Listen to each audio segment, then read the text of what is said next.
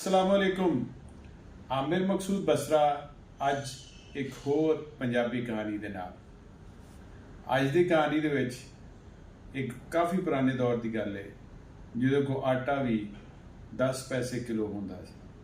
ਇੱਕ ਬੰਦੇ ਨੇ ਦੂਸਰੇ ਕੋਲ 100 ਰੁਪਏ ਉਧਾਰ ਲੈ ਲਿਆ ਔਰ ਜਿਹਦੇ ਕੋਲ ਲਿਆ ਸੀ ਉਹਨੇ ਕੋ 6 ਮਹੀਨੇ ਬਾਅਦ ਦਿੱਤੇ ਹੋਏ ਟਾਈਮ ਤੇ ਆ ਕੇ 100 ਰੁਪਇਆ ਮੰਗਿਆ ਤੇ ਪਹਿਲੇ ਭਾਈ ਨੇ ਉਹਨੂੰ ਕਿਹਾ ਇਹ ਲੈ 90 ਤੇ 500। ਉਹਨੇ ਕਿਹਾ 90 ਤੇ 10 ਹੁੰਦੇ ਨੇ? ਉਹਨੇ ਕਿਹਾ ਨਹੀਂ ਜੀ, ਸਾਡੇ ਇੱਥੇ 90 ਤੇ 500 ਹੁੰਦੇ ਨੇ। ਉਹਨੇ ਕਿਹਾ ਜਿਹੜੇ ਮੈਂ ਦਿੱਤੇ ਸੀ 90 ਤੇ 10 ਦਿੱਤੇ ਸੀ। ਉਹ ਬਹਿਸ ਉਹਨਾਂ ਦੀ ਚੱਲ ਪਈ। ਉਹ ਕੋ ਮੱਲਾ ਇਕੱਠਾ ਹੋ ਗਿਆ। ਉਹਨਾਂ ਕਿਹਾ ਉਹ ਜੀ ਤੁਹਾਨੂੰ ਕਿਸੇ ਸਿਆਣੇ ਬੰਦੇ ਕੋਲ ਲੈ ਕੇ ਜਾਂਦੇ, ਤੁਹਾਡਾ ਫੈਸਲਾ ਕਰਾਉਂਦੇ ਆ। ਉਹ ਪੰਚਾਇਤ ਕੋਲ ਆ ਜਾਂਦਾ। ਹੁਣ ਪੰਚਾਇਤ ਕੀ ਕਹਿੰਦੀ ਉਹਨਾਂ ਨੂੰ? ਕਹਿੰਦੀ ਤੁਹਾਡਾ ਕਿੰਨਾ 100 ਹੈ? ਕਹਿੰਦਾ ਜੀ 90 10 ਕਹਿੰਦੇ ਲਿਆਓ ਭਰਾਓ। ਉਹ ਪੰਚਾਇਤ 'ਚ 90 10 ਜਮ੍ਹਾਂ ਕਰਵਾਉਂਦਾ।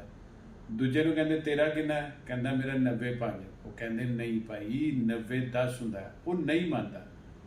ਹੁਣ ਪੰਚਾਇਤ ਕੀ ਫੈਸਲਾ ਕਰਦੀ ਹੈ ਕਿ ਤੁਹਾਡਾ ਜਨਾਬ 90 10 ਜਿਹੜਾ ਨਾ ਪੰਚਾਇਤ ਦੇ ਫੈਸਲੇ ਵਾਸਤੇ ਅਸੀਂ ਕੋਲ ਰੱਖ ਲਿਆ ਔਰ ਇਹ ਜਿੰਨੀ ਦੇਰ ਤੱਕ ਇਹ ਭਾਈ 90 10 ਨੂੰ ਨਹੀਂ ਸਮਝਦਾ ਉਨੀ ਦੇਰ ਤੱਕ ਬਾਕੀ ਲੋਕ ਇਹਨੂੰ ਸਮਝਾਣ।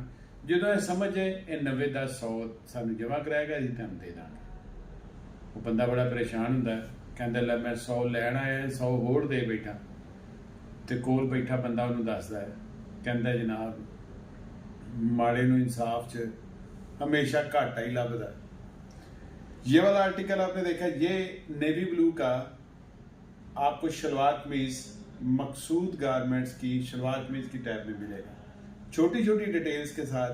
बड़ा खूबसूरत आर्टिकल, जस्ट 4500 में 4500 रुपये में आपको ये मिलेगा और आपको बहुत मज़ा आएगा इस फैब्रिक को पहन के।